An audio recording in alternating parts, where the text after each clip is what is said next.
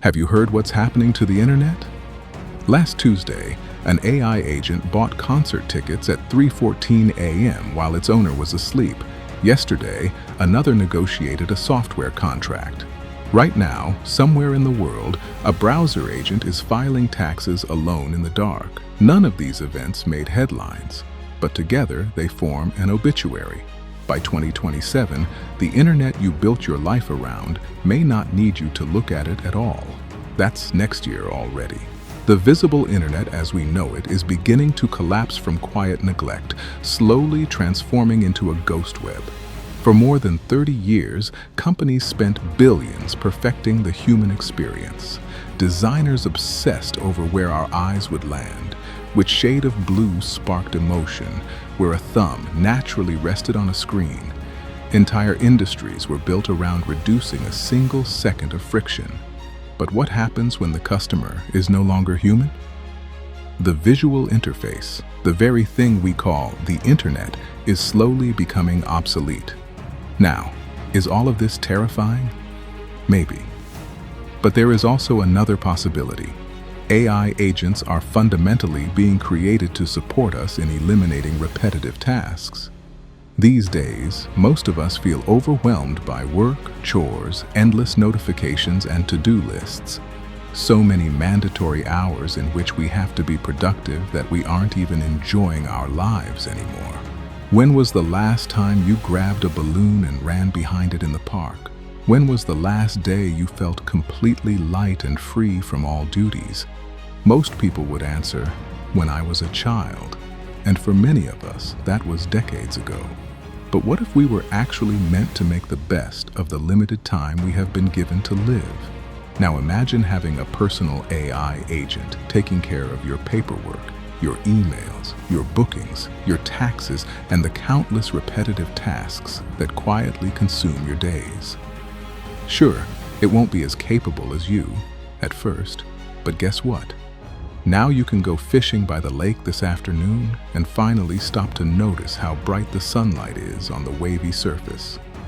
You can hear the wind moving through the trees. You can sit there with no destination, no deadline, and no urgency. Isn't that brilliant? Isn't there more purpose in a life fully lived than in endless hours spent surviving? Meanwhile, deep inside a data center, the web is evolving into something entirely new. AI systems negotiate prices, reroute supply chains, and coordinate global logistics in milliseconds. The economy begins to move at machine speed, but whoever controls those agents may eventually control our perception of reality itself. If only a handful of companies decide what information reaches us, they won't simply organize the web. They will shape the boundaries of human thought. Yet the same technology could also become our greatest ally. The transformation may arrive much more quietly than we expect. Search engines are already conversational instead of lists of links. Online shopping could turn into a simple vocal request. Find me the best laptop under $1,000. While an intelligent system compares thousands of products, negotiates prices, and places the order for you. The next generation may never browse the internet the way we do today, just as we no longer use it the way people did 20 years ago.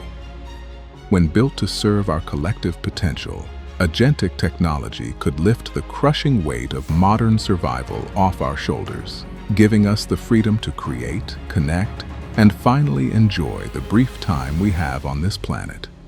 Agents could scan centuries of scientific knowledge in seconds, helping researchers discover cures for rare diseases and protecting ecosystems by monitoring forests, oceans, and wildlife around the clock.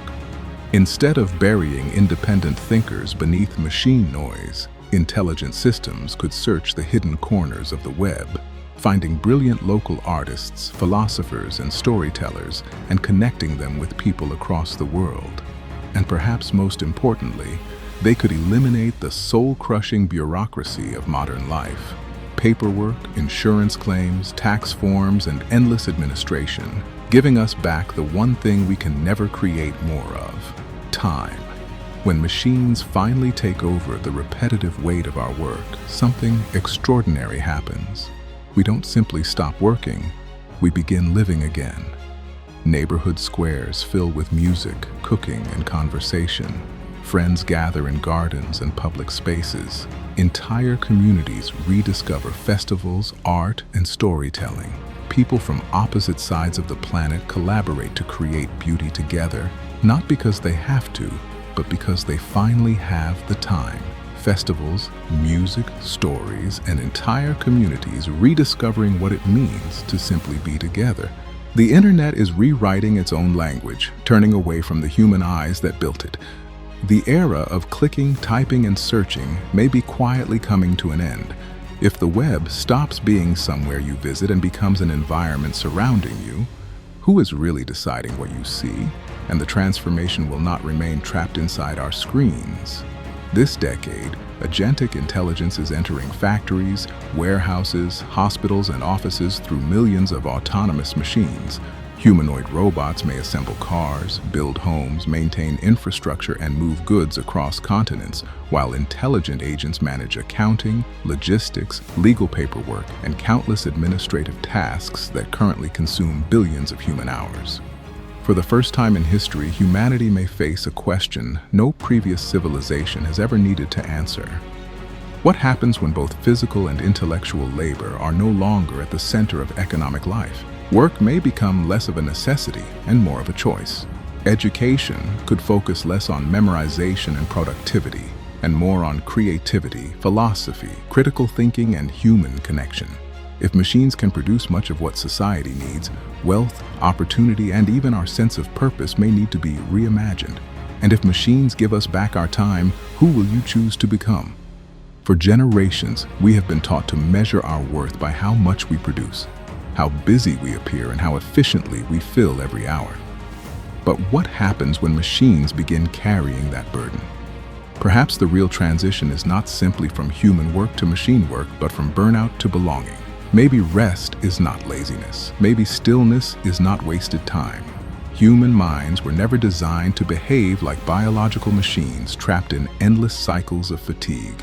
We were also made for wonder, art, friendship, reflection, and the simple joy of being alive. Future generations may look back at the 21st century and wonder how billions of people accepted spending most of their lives rushing from one obligation to another, leaving so little time for family, curiosity, beauty, and community. They may wonder why a civilization preparing to live in orbit and explore distant worlds still tolerated homelessness, hunger, and entire populations devastated by war. Perhaps they will ask why it took us so long to understand that enriching our lives and caring for one another were never separate missions. If technology truly gives us back our time, the greatest question of the future will not be what machines can do for us. It will be what we decide to do with the freedom they give us, starting today. Most people will not notice this shift until it has already happened. You just did. You, the last human on the internet. Join the perspective. Subscribe to Future Peaks.